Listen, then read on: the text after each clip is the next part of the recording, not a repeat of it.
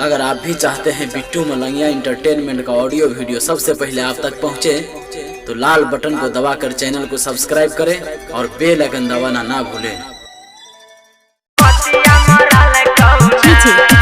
अपने सब सुन रहल छी बिट्टू मलंगिया एंटरटेनमेंट के।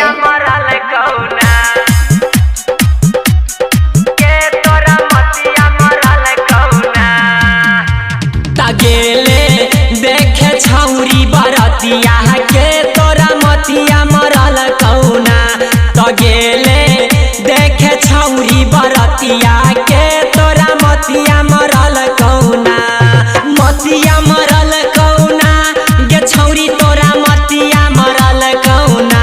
तो बोलना केलकौ के दूरे गतिया के तोरा मतिया मरल कौना।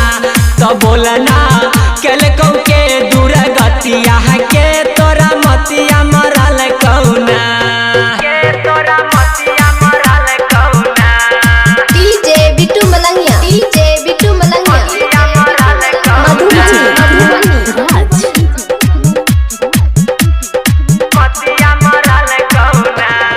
तोहर के चटल कहूलाली बोलना कहाँ हेरलो कनवाली गे छौरी बोल कहाँ हेरलो कनवाली।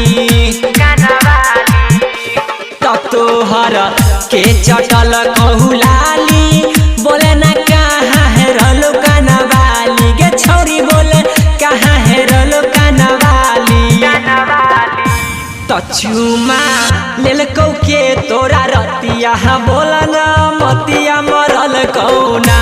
तो देखे गेलही छौरी बरतिया के तोरा मतिया मरल कौना। डीजे बिट्टू मलंगिया, डीजे बिट्टू मलंगिया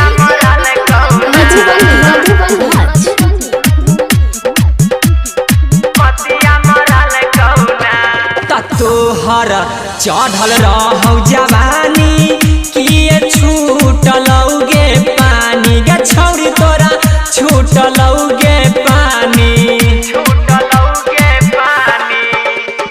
तोहर चढ़ल रहौ जवानी किए छूटलौ गे पानी गे छौरी बोल छूटलौ गे पानी।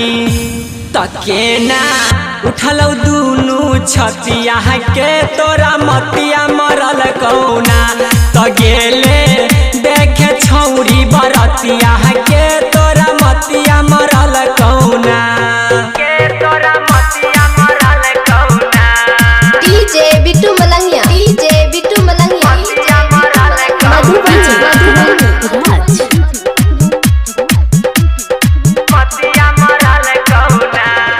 तोरा नितेश दर्दी पटेल कौ छौरी रंजन रंगबाज बोलल कौ गे छौरी रंजन रंगबाज बोलल कौ।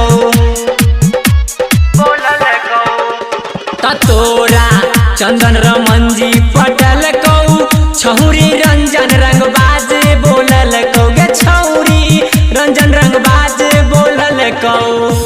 तो देखे गेल छौरी बरतिया के तोरा मतिया मरल कौना।